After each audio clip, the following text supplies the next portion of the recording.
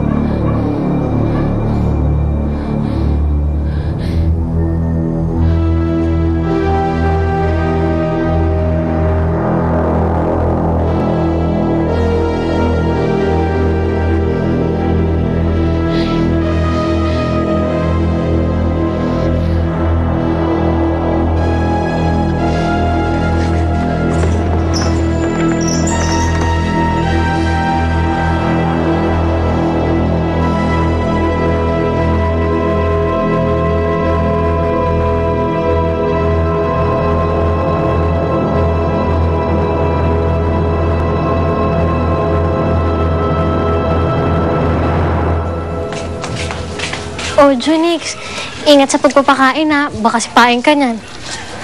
Di ate, alam mo, meron pang mas wild dito eh.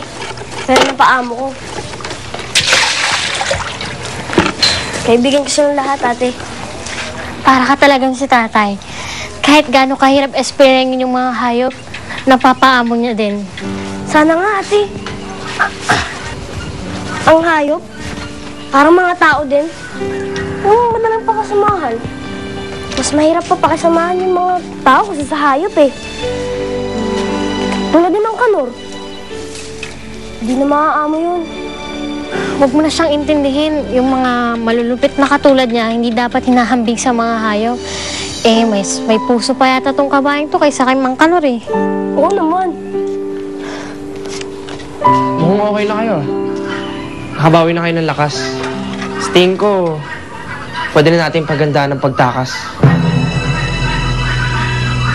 Huh?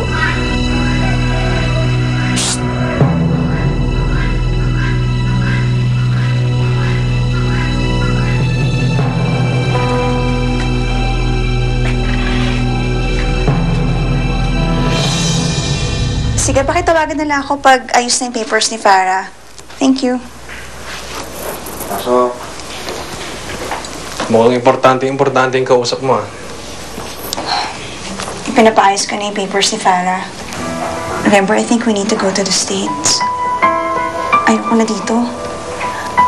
Naaalala ko parati si Sam. And it's unfair to Farah. I was about to tell you the same thing. Kaya lang tatakot ako sa reaction mo. Mabuti na lang sa'yo nanggaling yan. I want to make this work, remember? Gusto ko maging mabuting ina kay Farah. At magagawa ko lang yun kung makakalayo tayo sa memories ni Sam. Makakapagsimula tayo sa Amerika.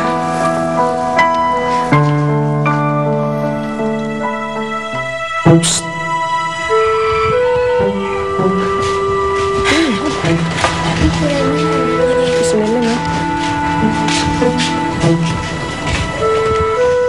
Oh, Lenlen. Anong meron? May emergency meeting ba? Baka mahuli tayo ni Mang Kanor ha. Umalis siya. May delivery. Pero babalik din agad yun. Kaya kailangan bilisan na natin. Ano bang sasabihin mo, Lenlen? May plano na ako para makatakas tayo. Ano yan?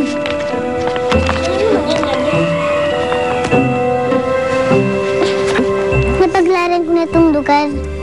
Heto nga oh. Kumuha ko ng mapa ng ransyo. Lenlen, believe na talaga ako sa'yo. Ikaw nga ang genius ng pamilya. Minsan nga napapaisip ako parang mas matanda ka pa nga sa akin. Ato, ang south exit. Ito naman, ang north exit. Madalas, may bantay sa mga to. Pero sa likod, halos wala. Dito tayo dadaan. Astig din tong utol mo ah. Astig! Pero di ganun kadali ang pagtakas, Lenlen. Kailangan natin diskartehan niya na mabuti. Huwag ka mag-alala, kuya. May naisip na akong diskarte.